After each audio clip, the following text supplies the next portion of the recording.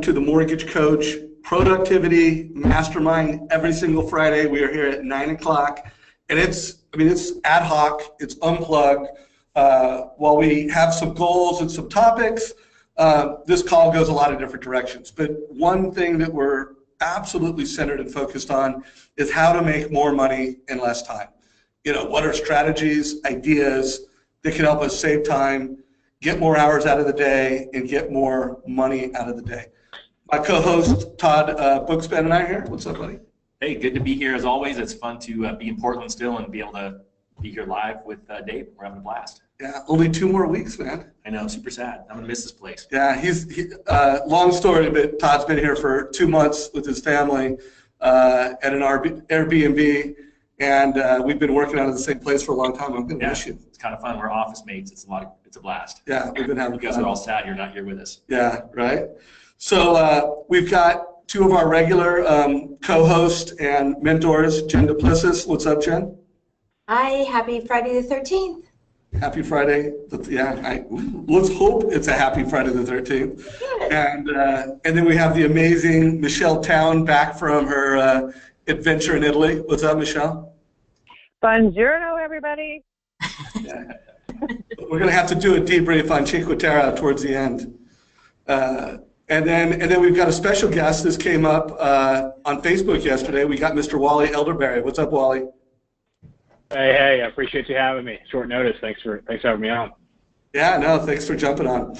So we've only got Wally for 15 minutes because he's got to get into a meeting. He actually cleared 15 minutes to make time to join us. I don't even know if Wally and his team know about the magic that happens every Friday in Mortgage Coach Land. And Wally, you should have someone on your team here every Friday.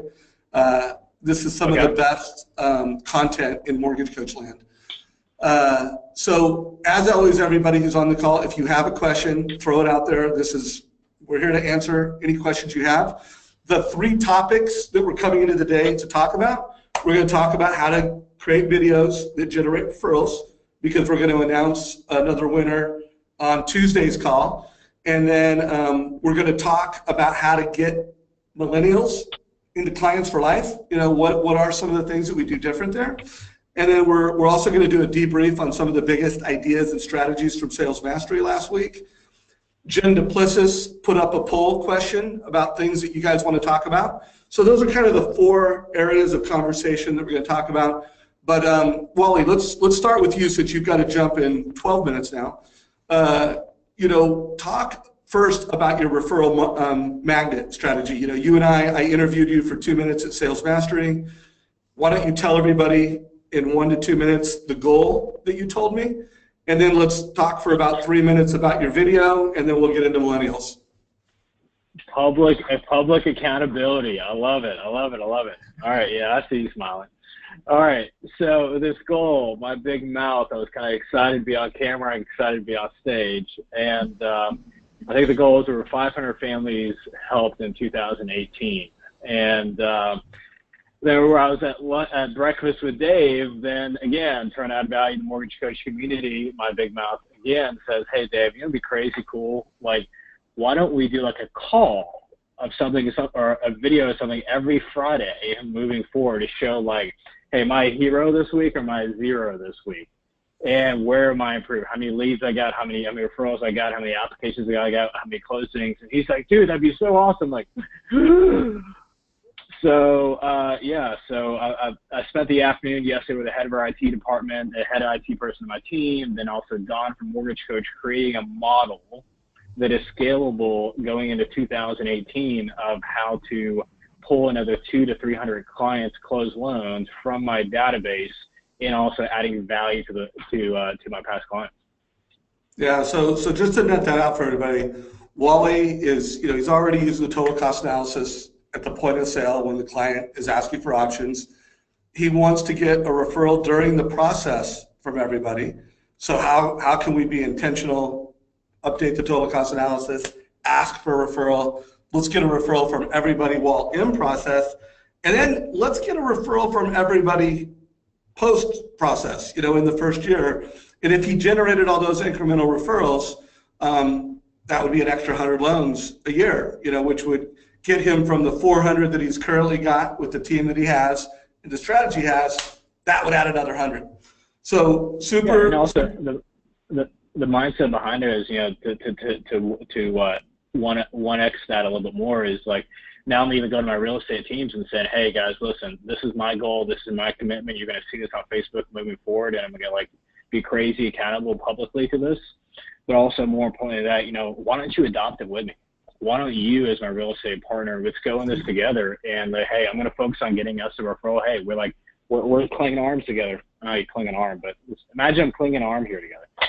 And the mindset is like, hey, you're the real estate professional, I'm the mortgage lender. Let's work together with these clients where we can establish a relation and grow this referral streams from the same specific client. So, you know, my realtors so far this week have been jazzed. I've met with four. I met with 4 realtors this week, and the mindset is like, hey, how can we work together, grow further business together? And that makes us business partners, not just referral partners. Great. All you for us? Oh, there's Wally. He's back. Okay. Did that come through okay? Did you lose me there? No, I got it. We heard where the puck was going on that. Can I ask a quick question? So what is your ask of your agent? So you're going to do the annual review and have this process. What are you asking your agents to do as part of the process back to you? To join the same journey with me, meaning that it's, hey, so this is my model, this is what I built, and I didn't just come up with this, right? So I went and interviewed the top loan officers, the top mortgage lenders, the top people that are doing this, and it's basically it's you. It's like my phone call with Todd Bookspan, my phone call with Kelly Zitla, like Lori Richardson, like you guys are, y'all three just was something I've done like horrible. I'm just like ridiculously horrible at. And the mindset of like, hey, these are the top mortgage professionals. I want to improve. I want to stop doing the best that Wally can do. I want to start doing it the best way it can be done. And looking at you, Bookspan, you know, Richardson, Zitla, like you guys are doing it the best way it can be done. And I'm sharing that kind of knowledge that you guys are teaching me in the mortgage coach community, teaching me to, I'm sharing that with my realtors and like, hey, if you can do it and you're going to put yourself out there vulnerably, we can do it too. And it's just that buying together. Awesome. Good. So let's do this because we've only got 7 more minutes of Wally. So Wally, I have some very specific questions on the referral magnet video that you created. One, how much time did you spend in that video so people can watch the video and then how much time did you spend? Well, I mean, before I answer any of your questions, did I win? I mean, no, yeah. You'll know on Tuesday. You know, so Tuesday we'll announce the winners and the top 3. You are looking like you're going to make the top 3, but come on, man, we've got like 5 judges. Oh, no. And, I'm going to sneak in a second video because I have to win. Yeah. All right, how long it took me? It took me literally that was one take, first of all, and that it took us probably about maybe 15 minutes to put together the video, the lighting and stuff in the 3-minute video. So less than 20 minutes total to make that video. What camera did you use? You know, it's funny. Like everybody keeps asking me that, and it's not the iPhone anymore. Like Neil from my team, it's great being a visionary with amazing integrators around me. So he would tell me, I'm looking at my phone. So it's called the Canon T5i.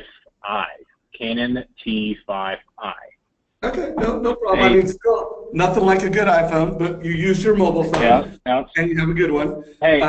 Hold on, Tom back. Remember a year ago, Dave, when you came to me and you were giving me crap because I was using my computer, like the camera, and then it went to the selfie stick, then it went to the iPhone.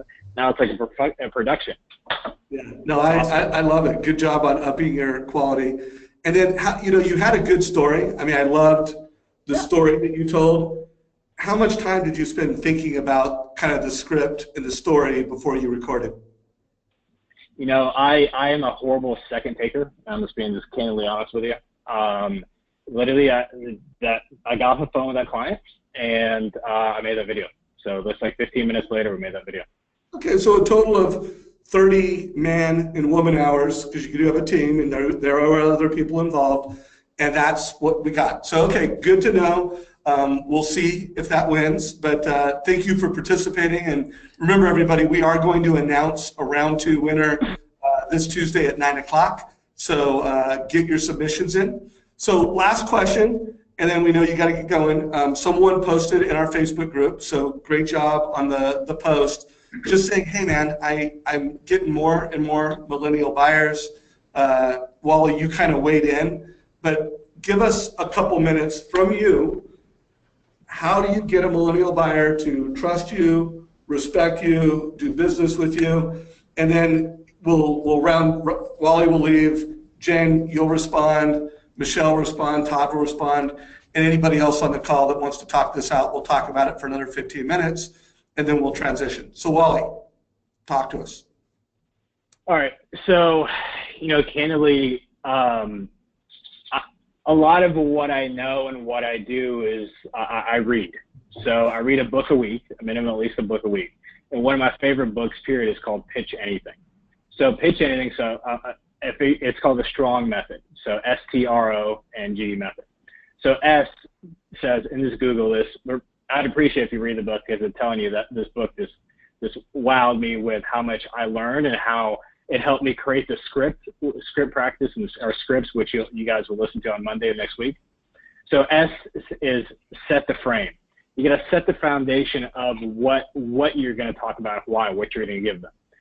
T is tell the story. Okay. Then, R is reveal what the story is going to bring to them. And what I said in the message through Facebook is called the pain and pleasure. So a lot of clients, especially millennials, they want to understand from, all this information on Google, all this information out there, talked about, yeah, you're right. You can get a lender out there and you can get a lender out there that can then offer you these options and blah, blah, blah. But understand why it doesn't work. You're supposed to be professional. I'm a professional. I'm not an order taker. So then O for strong is offer the price. N is nail the hook. And G is get the deal. Google this or read the book. Candidly, it changed my career.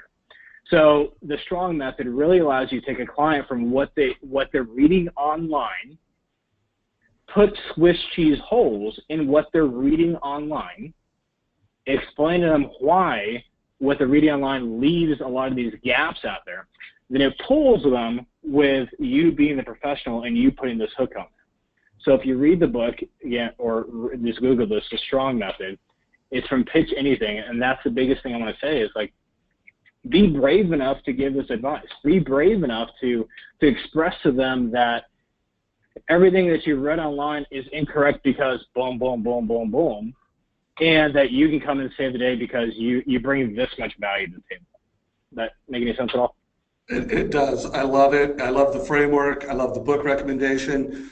Now, how within the context of that conversation with the millennial buyer, how often are they getting a total cost analysis, and how are you positioning the total cost analysis within this STAR method? Is it, at the end? Is it at the beginning? Give us, it's the mortgage coach community, if you could give us a little TCA integration there. Well, the first thing you asked, the first question you asked is how often are you getting a total cost analysis, man? I told you 99 times, I'm gonna tell the community 99 more times. Every single client that we pre-qualify, do a conditional loan approval and or close a loan for gets a total cost analysis. And no ifs, ands, or buts, team standard, non-negotiable, no way whatsoever. Every single client gets one, no ifs, ands, or buts. So that's the first answer to your question. I forgot the second question. Give us subscripting, how you integrate that into the STAR method, and then we'll let you go. We know you got to get up to a meeting, but I want to hear subscripting within this conversation. No, it's just, hey, at the end of the day, I tell them one of my most favorite motivational quotes is, there's no traffic jams at the extra mile. So yes, you can find these lenders online, but here's what the lender online is going to give you. It's just simply going to be an old thing, which is a good faith estimate. Now it's called a loan estimate. It's going to tell you your monthly payment. It's going to tell you your interest rate. It's going to tell you what your closing costs are. What's great about me and choosing me as a preferred lender, and I can offer you just as great as a rate and closing costs. However, I do something called a total cost analysis. And what that means is I'm able to actually break down a mortgage around your short-term goals and your long-term goals while we maximize your tax advantages. So with that structure right there, I can actually simply show you how you can use your mortgage as something that's going to grow your net worth instead of just deplete your net worth. And then I break down, then I show them examples of that, of the mortgage edge, or not the mortgage edge, the total cost analysis. I'm getting better at it, I promise. That's a commitment. Yeah, no worries. So first of all, that is fantastic. I think this is a great segue. By the way, anybody that's watching the recording of this, I've interviewed Wally a couple times, but the first interview we did is one of the all-time best interviews I've ever done. I'm going to put a link to that below. Can't remember the name of that one versus I think I've interviewed you 3 times, but that first one was just magic. And there was a number of scripts within that call. So if you want to really hear about Wally, it was a top producer interview about his practice. There'll be a link below. So Wally, any parting words before you jump off and we keep this conversation going as a group? No, I mean, the biggest thing, I'm excited. I've got my team recording the rest of this, so I can hear Jen and learn from Jen also. And the mindset moving forward is, I mean, the biggest thing is scripting is coming up on Monday. And the more we learn, the more we earn. At the end of the day, if you see my Facebook page, Coach Wally, if you go to Facebook, you put in Coach Wally, you'll see the bookshelf that I've got in the office. Right now I'm in the conference room. But the bookshelf I've got in the office, the more you learn, the more you earn. And just keep watching these mortgage coach community videos. Go to YouTube, watch the mortgage coach videos, and just understand the more we learn, the more we can add value back to our clients. And be brave enough to put yourself out there and try new things. Love it. Well, I'm sure we could all ask you tons of questions. You got to go. Do have someone from your team come to this Friday call. I mean, it's always an incredible conversation. And by the way, they're all recorded. I think this is week 53 or 54, and there's a playlist for our mastermind. And again, that call a couple weeks ago with Josh Metal was epic. We put what the topic of the call is, so have your team check it out. It's some of the best content. Take care, brother. Hey, guys, I appreciate you. All right, bye-bye. All right, guys. So, let's riff now for another 12 minutes or so. Who wants to go first between Jen and Michelle on how to convert millennial home buyers? I can. I was waiting. You're up, Jen. Yeah, so I wanted to just say three things. First of all, millennials are really, really hungry for knowledge. I have 2 millennial children. I have a 29-year-old and a 31-year-old. And they're just hungry for knowledge. They're totally connected all the time. So I think one of the things that we need to do is break out, and we've been doing this for several weeks too, is just break out of our normal routine. And I love that I posted, what we're going to stop, start, and keep, and Wally just mentioned that as well. Is we need to break out of our routine of, emailing and snail mail and things. We've got to really embrace technology, all the different types, because that's exactly how they're all communicating. My daughter, we text back and forth, and I'm like, just pick up the phone and call me. But so the one thing is they're really hungry for knowledge, and I'm uniquely aware of that. The second is they rely on the gospel of Google. Whatever Google says becomes true, and so what we have to do when we're providing them with knowledge is dispel the myths that they have. So that's one of the first things I start with millennials that I meet with, is dispelling any myths that they have, as part of the knowledge base. Because don't think that they are knowledgeable just because they're learning. They're learning some of the wrong things, or grandma said this or that. And so what I did is I broke millennials into 3 categories. I call them hipsters, Henrys, and happies. And the hipsters, are different. The hipsters are, still, at least in, Washington, D.C., they're living with their friends. They can't afford to, live on their own. Some of them are living at home.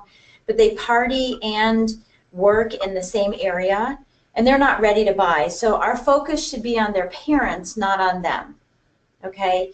The Henrys are the high earners, not ready yet. They're earning good money.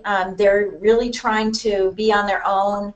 They maybe have bought their first condo, but they're not quite ready yet because they don't have all the knowledge that they need, and the knowledge, of course, is skewed.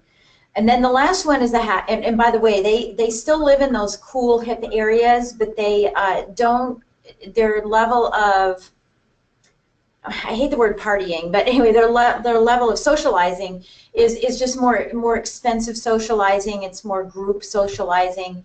It's not going out and getting, drunk or anything.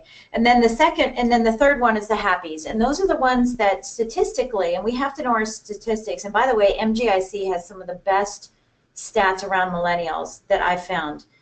The happies are those that are getting married, selling their little condo, moving out from their friend and combining their households together, or the people that have one child and they're cramped in a little place and now they're moving out into the suburbs. And so that statistic is something we need to be aware of, is they're not all attracted to being in town. They're attracted to going into suburbs and having a real life and the play dates and things like that.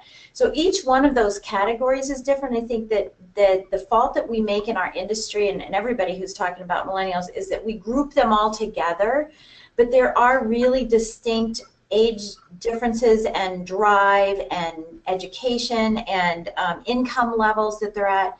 The Henrys are on their second or third job. They finally landed the job that they'll probably have for a while. The hipsters are still floating around and hoping that their degree is going to get them something. And the happies are solid. They're relaxed. They have down payments. They have children, and they're ready to move forward. So those are the three things I wanted to say: is that they're hungry for knowledge. Don't rely on the gospel of Google. Eliminate the myths that are out there, and then recognize that there are several categories of millennials. Don't clump them all into one and market to all of them the same way. Love it, Jen. That was a great breakdown. Thank you for preparing. Todd's taking great notes for everyone. Well, he's taking great notes for him, and I'm checking out his notes. The guy's going crazy over here. Michelle, do you have anything to add to this topic? And then I do want to remind everybody, if you want to raise your hand and ask a question, or raise your hand and add to the conversation, this is a mastermind. Do it. And for those of you that have already posted some questions, Todd and I will speak to them in just a minute. So, Michelle Town, what are your thoughts? I'm still coming back from Italy, so I'm still in Cinque Terre right now. I love Jen's things. I love the Henry. That's so cute. What a great name for them. But one of the things that I come up with against the millennials is the same thing. They're so thirsty for knowledge. They remind me of, when I was growing up, they're like a sponge. They want to know everything because they think that will help them make an informed decision. So I think the more information we give them without overwhelming them, there's that fine line, is good, because they do get a lot of misinformation. One of the questions that I ask in my interviews is, before we start, tell me what you know and what you've heard about the home buying process, so that I can, number one, engage them, but number two, I want to see where I need to really focus, because a lot of times I have to change my script to match what they're going. A lot of, the number one thing I hear is, I'm told that I'm not going to be able to afford a house, and I always go, well, why would you say that?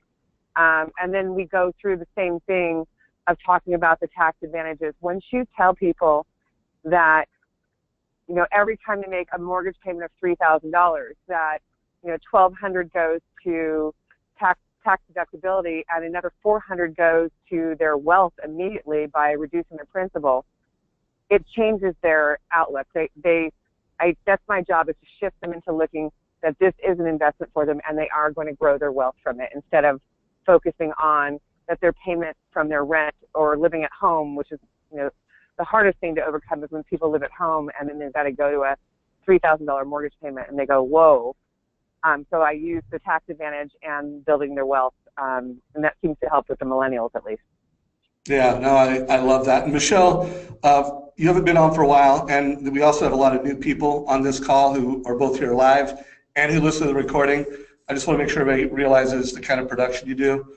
What kind of loan production are you doing? How many families are you talking to on a monthly level, just on average? So this year, we're just a little bit off. So it's right now I'm the originator on my team, and we are on track to close $90 million this year.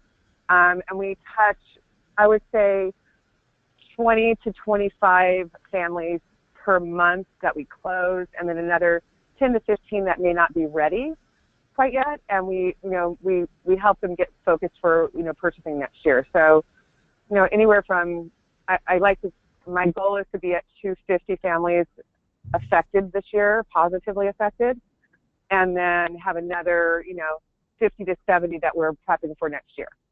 Love it. So I want folks who are listening to this call to get is early. We had Wally, who's on track to do help 400 families with his team. Interviewed him. Jen, absolute top producer. As I don't know what you're on track this year, Jen, but I know you've had $70 million years. You just heard from Michelle. Todd Bookspan, who's now coach and founder of Win by Noon. We look good today, don't we? Yeah, we do look good today. I did this for Todd, but you guys all know I believe in his mission. Again, on this call we have some of the most successful loan officers in the business, and what you're hearing, these are best practices. I mean, these are just things that you don't have to wonder whether that works. That question that Michelle just started things off with. Tell me a little bit about where you're at and what you know. I mean, boom. The framework that Wally went through, the fact that Jen, broke down, make sure you know who they are. I'm going to start sharing my screen, and then I'm going to hand it to you, Todd, because I know you've taken notes and you're ready to roll. I'm showing my screen right now, and I'm showing the Facebook group that we have. And, right now, I think it was it Luke who started this conversation? Yeah, Luke, great job on collaborating. We're in the Mortgage Coach Productivity Mastermind group, and he gave a shout out to Jen, saying how much he loved her book. But he also made a mention to the fact that, hey, I'm dealing with a lot of folks in this Amazon generation, or we could say the Google generation. And that's what started this conversation. So one, I wanted to focus on this conversation because we want you guys to all engage and interact. But I said something in here. Whoops, did not mean to do that. I said something. Where was it? No, I'm not seeing exactly what I said where I said it, but I remember what I said. I said the answer is you need to tailor and teach like never before. So if you really break down everything that Jen said, everything that Wally said, they're tailoring. They're asking questions, they're listening, they have extraordinary empathy, and then they're teaching.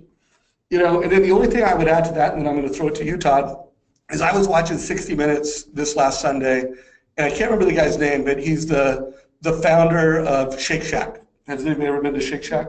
Love that. Best hamburgers ever. And I mean, he's also the restaurateur of some of the best restaurants in New York. And I can't remember, I'm not going to quote him, but I'll just tell you what my takeaway was.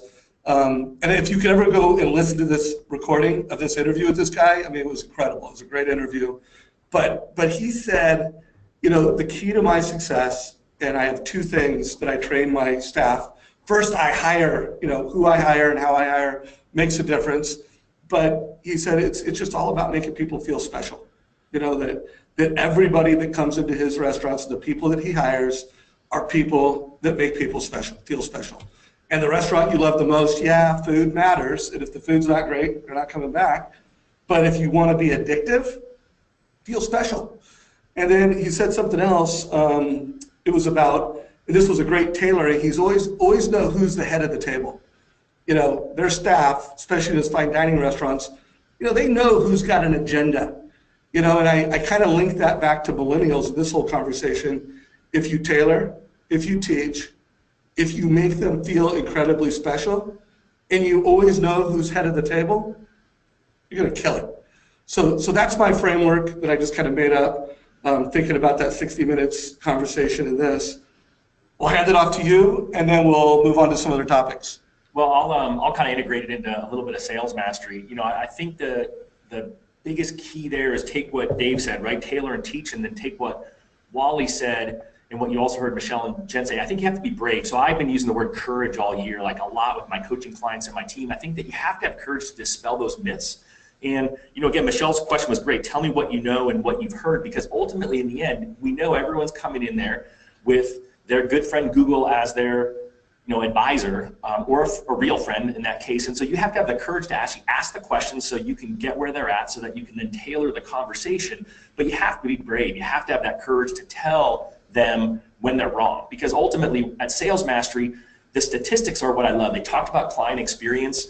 Garth Graham, who Dave interviewed here that you can find in our Productivity Mastermind from Stratmore, talked about the fact that 86% of people are willing to pay more for a better experience. And I know a lot of you are saying, well, no, my clients are just cheap. And I agree, our clients are cheap. But I think if you take the time to do what you're hearing Wally, Jen, and Michelle talk about and educate your clients so that they actually feel that connection to you, then if you're a couple $100 more, they'll pay, right? Again, at the end of the day, people want to be competitive, and if you're thousands of dollars off, then you might have a challenge. But I think if you're close, you've taken the job to educate them, understand where they're coming from, and then really have had the courage to tell them where they may be wrong and where there's an opportunity for them to learn, then I think you're gonna rock the conversation. I think that applies to anybody, millennials or otherwise, but it just seems to me that we have a challenge right now where we don't want to rock the boat. We're worried about offending somebody.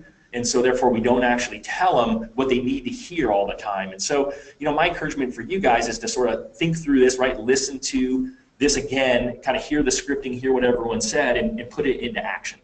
So I want to say one more thing, and then we're going to open this up. So that when I heard that, like the framework of success, it's tailor, teach, and lead.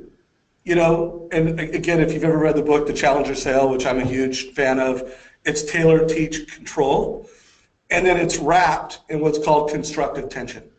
And when you really look at the majority of the most successful loan officers, they listen, they teach, and by the way, there's a lot of people who do that, control and lead.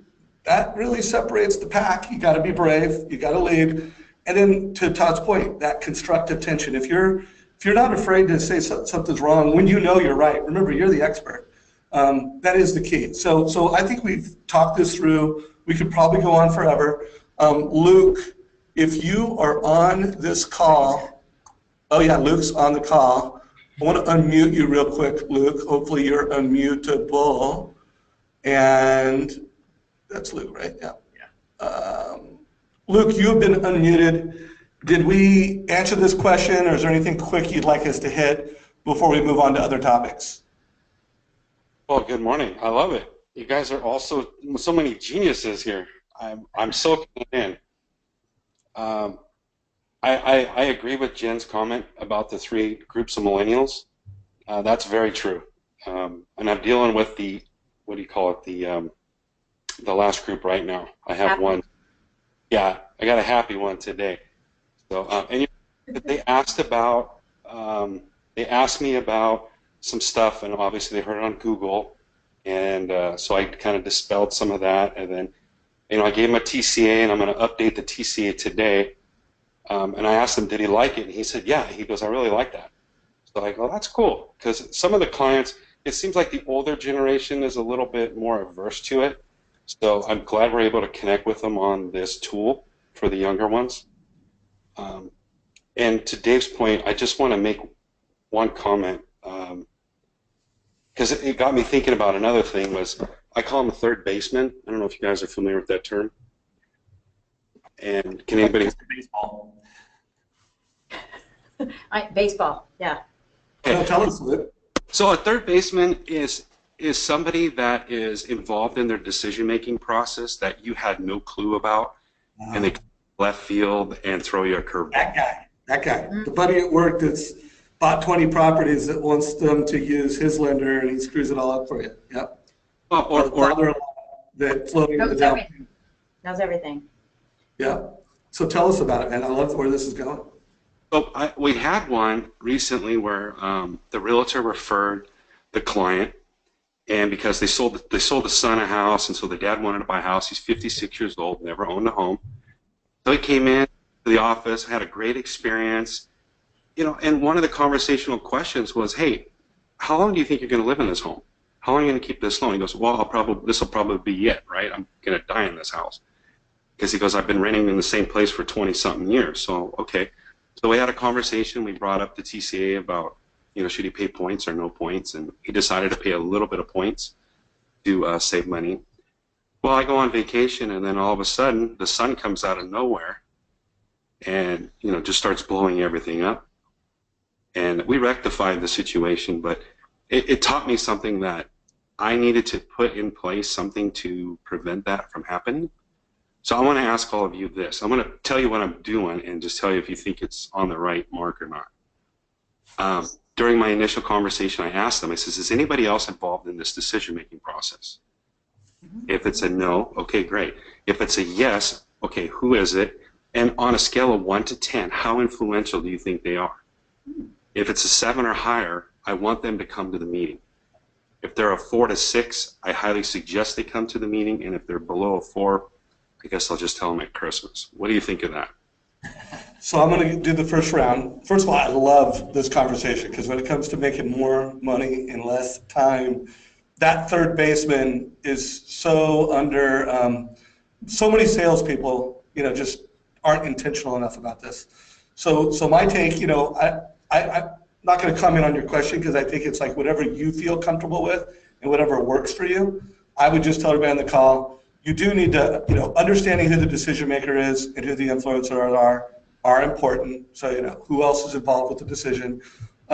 There's no doubt that when it comes to the total cost analysis in the video that you can put on that, it is a huge educational tool to make sure that not only the people that you met with in person, but the influencers are on it.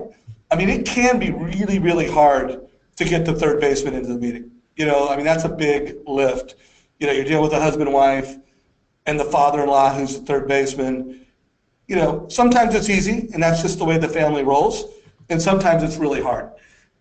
So I would just say my takeaway is be intentional, vet it out, but I don't know how much constructive tension you want to have around this topic, because there's other places to have constructive tension. But with that said, Jen, let's go to you first.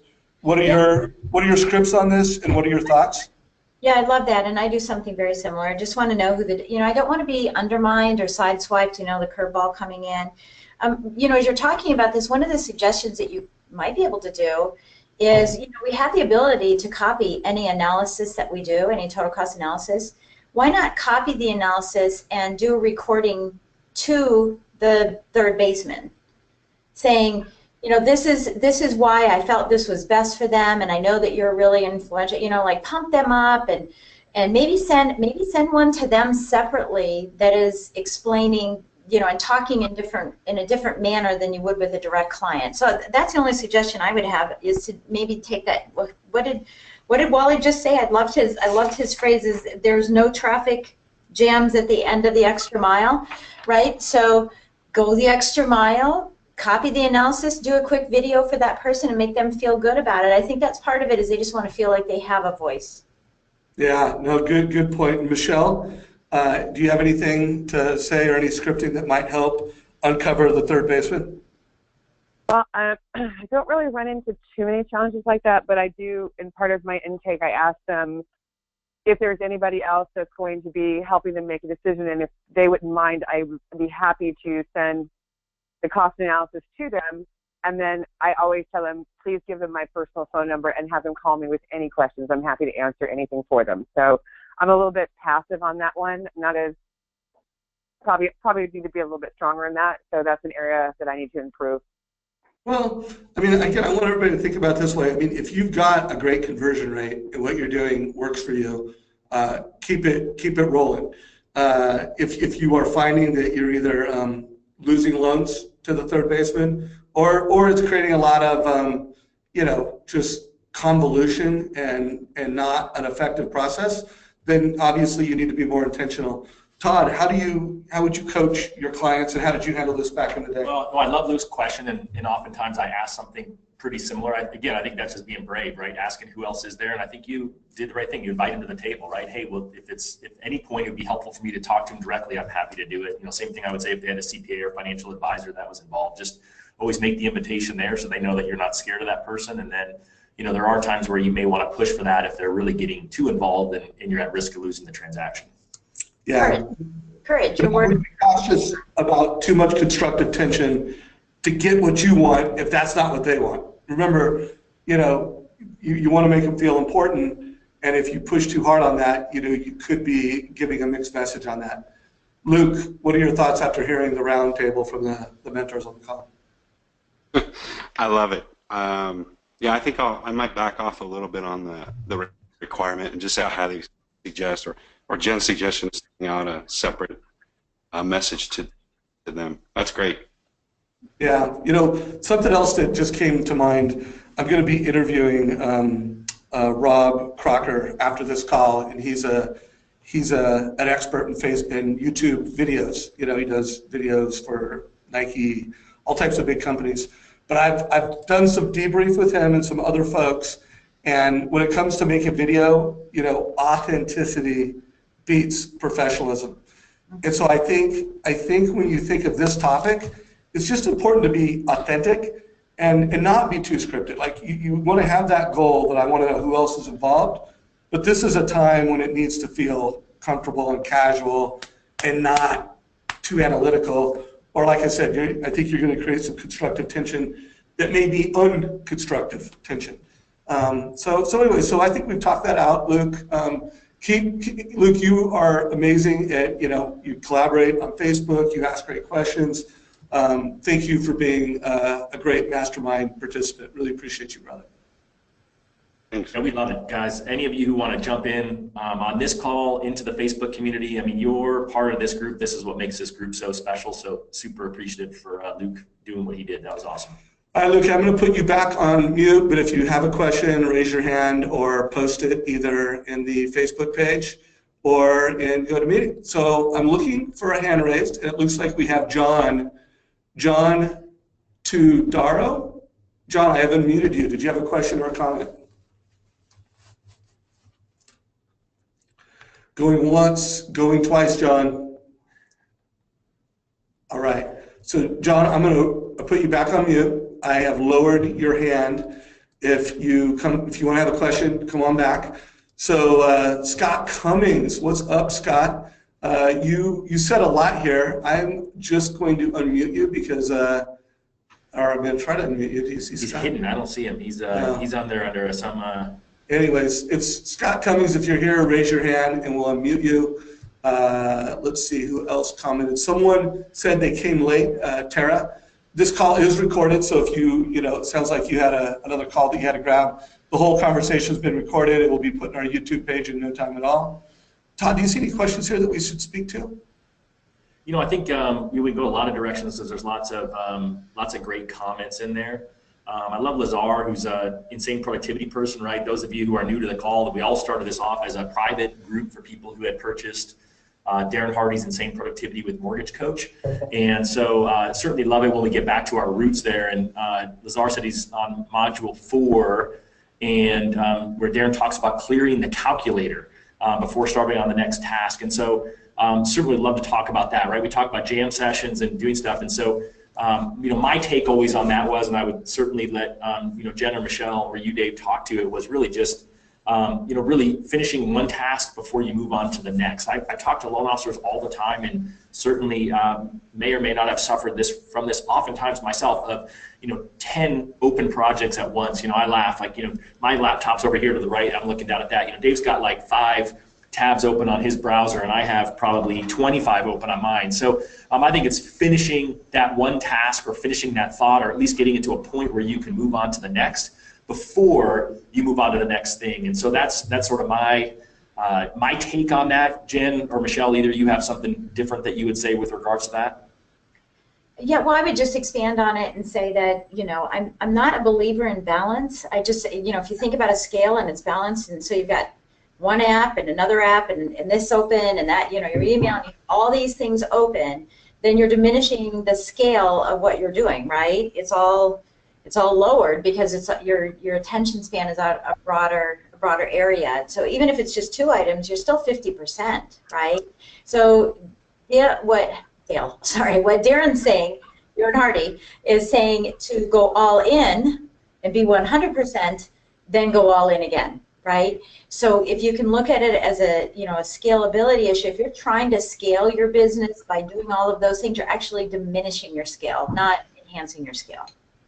Love it. So spot on. And I think it's just such a important piece, right? We talk about multitasking a lot on this call in the past, and There's so many of you right now. It's funny because I'm watching the dashboard up here, and I can see there's people who are, it's got a little caution next to you, meaning that you may or may not be paying close attention to what we're all talking about here. And so, it's interesting that GoToMeeting even builds that in, and so we can kind of see what the engagement level is. Any thoughts on that, Michelle? Oh gosh, Todd, I have a lot of thoughts.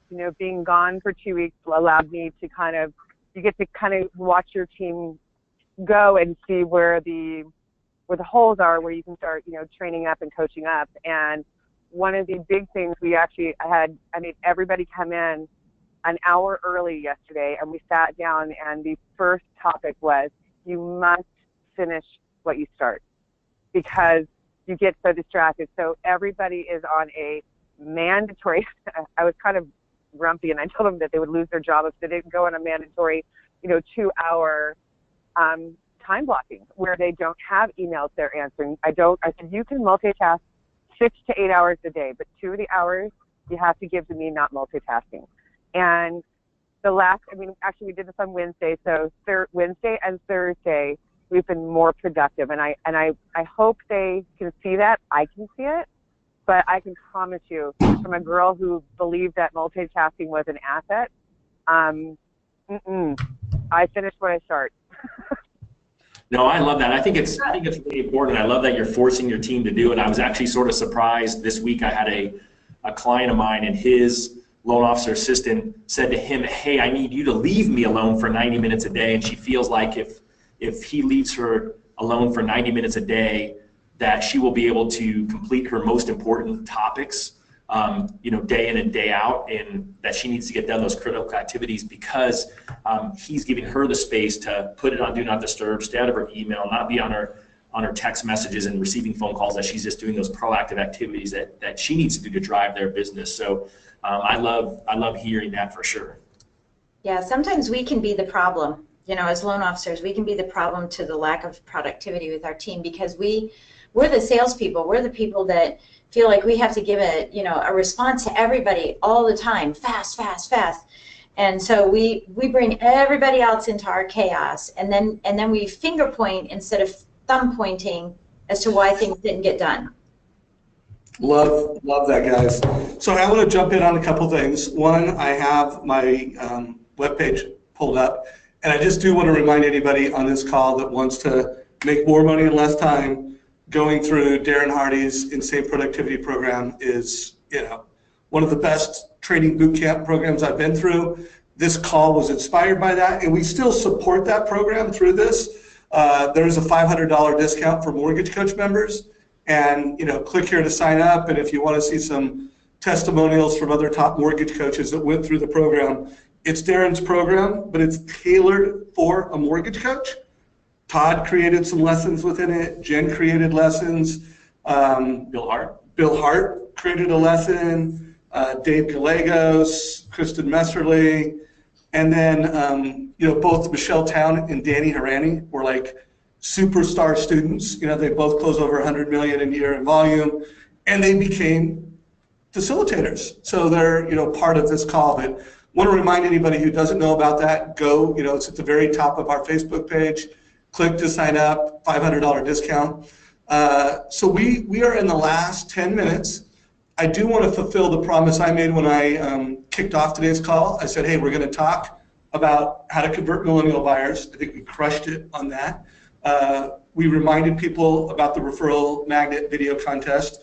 Again, I'm going to announce a winner on that. If you don't even know what I'm talking about, go to the Mortgage Coach YouTube channel. Click on the playlist feature, and right now there's a playlist called Referral Magnet Videos, and between the actual videos of Mortgage Coach loan officers who created a video to generate referrals, I also have a couple recordings of conversations with the judges that really break down the best practices to creating videos that will generate leads. So I'll just leave it. If you want to learn how to create a 2-minute video that you host on YouTube or you promote in Facebook, and you want to have borrowers and realtors calling you saying, hey, I want a total cost analysis, if that's an interesting value prop, check it out and check out the videos.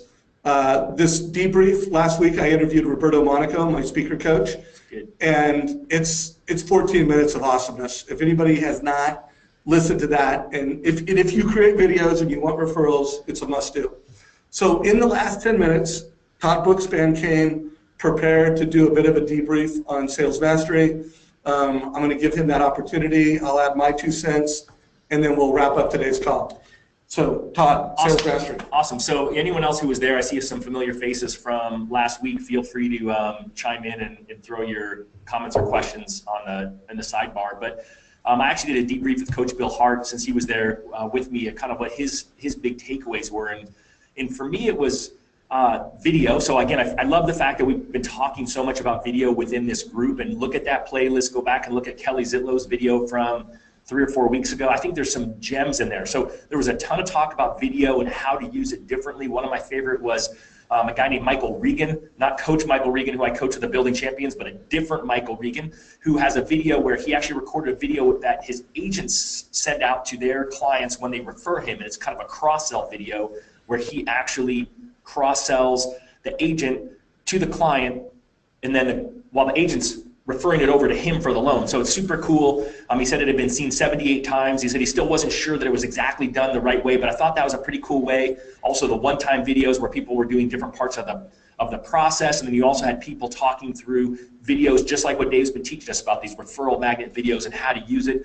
It was really interesting to me. I would tell you that the $80 million and above producers that were on stage, 100% of them used Mortgage Coach and talked about how they used that as a differentiator in the process. So to give Dave props and a plug, there was definitely a difference. The biggest producers used video. The biggest producers provided a client experience for their clients.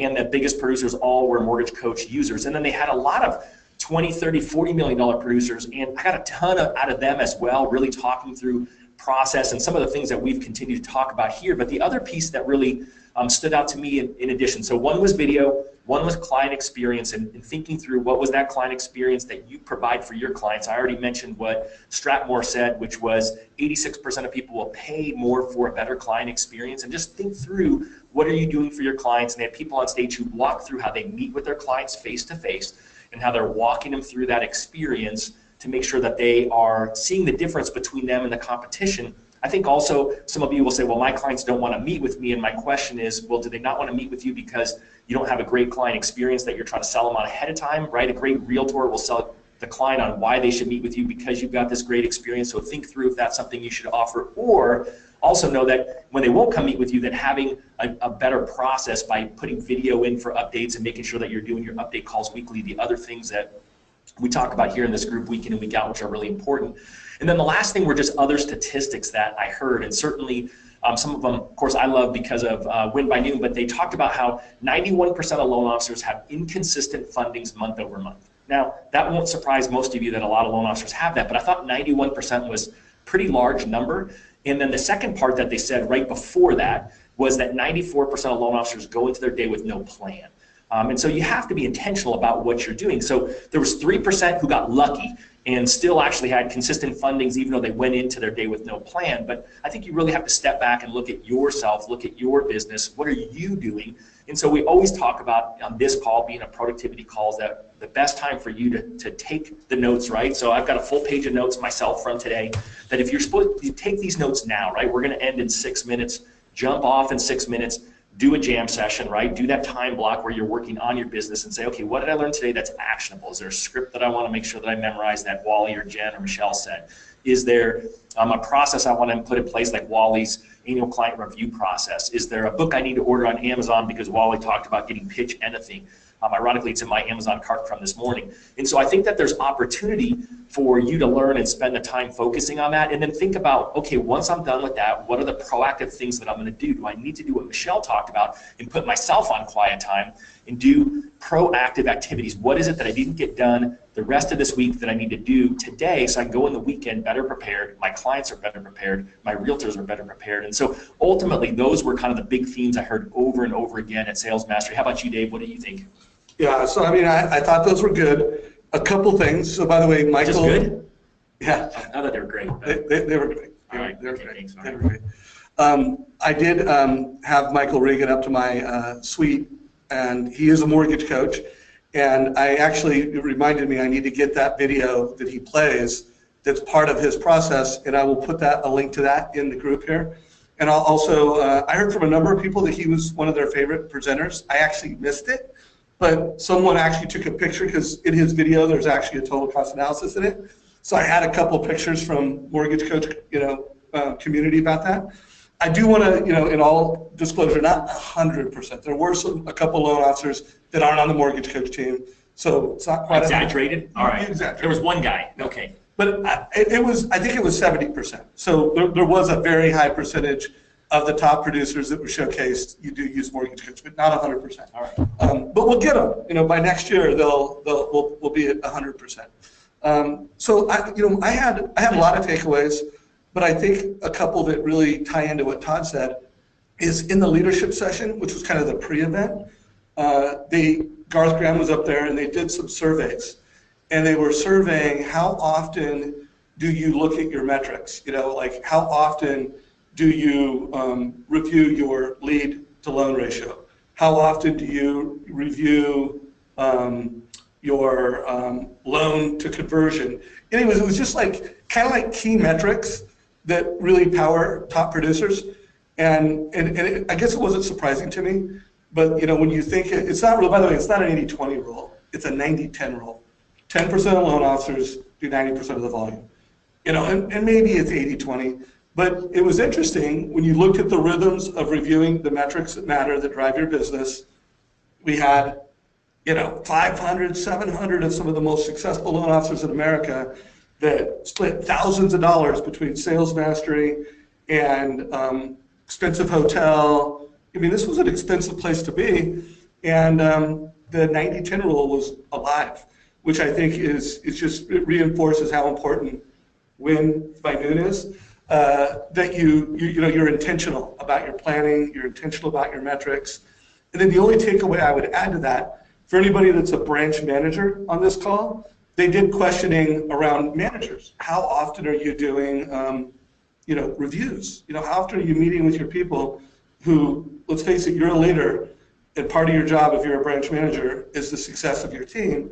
How often are you meeting with people and reviewing their plans, making suggestions and corrective actions, and holding them accountable? And by the way, it was like 5%.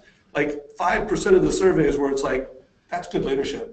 There's a good meeting rhythm taking place. There's, a win by noon type conversation happening. It was like less than 10%. That was shocking. Yeah, and this was, everyone got out their cell phones, and it was a live survey. So they were actually surveying all the leaders who were in the room, who had invested to be there. And it was shocking because there was always a fairly big percentage, too, people who never did these things that were really key to the success of their personal business or their business or their leadership of their team. And it was pretty astounding. I mean, that's too bad I didn't bring my iPad.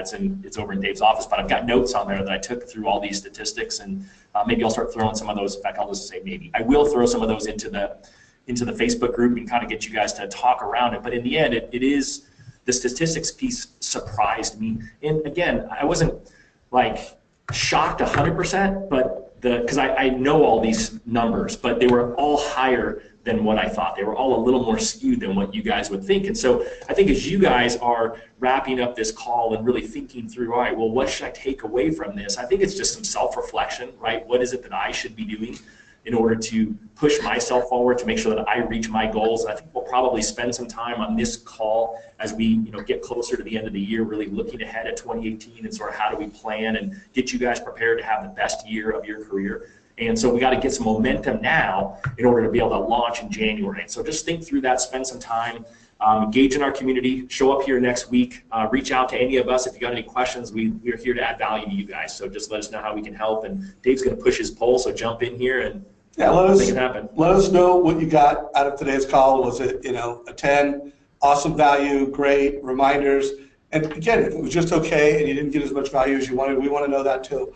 So Jen, you get the last comments. Anything you want to? 30 seconds. You got 30 seconds. Yeah, 30 seconds. No, you know what I wanted to do? I wanted to do from the very beginning because I didn't have my stats on this. For millennials, 74% of them say that they know the complete mortgage process. Okay, and this was a survey done by Wells Fargo in 2016, the early part of 2016.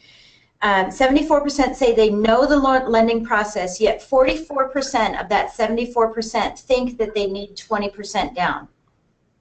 Do they know or do they not? The gospel of Google. They don't know. And I'm going to have to wrap it. I've got someone else that wants to take our room. Thank you, everybody, for coming here. Always a great Every time. Friday, 9 o'clock Pacific. To the mentors, thank you. Everybody that joined us, thank you. Bye. You guys.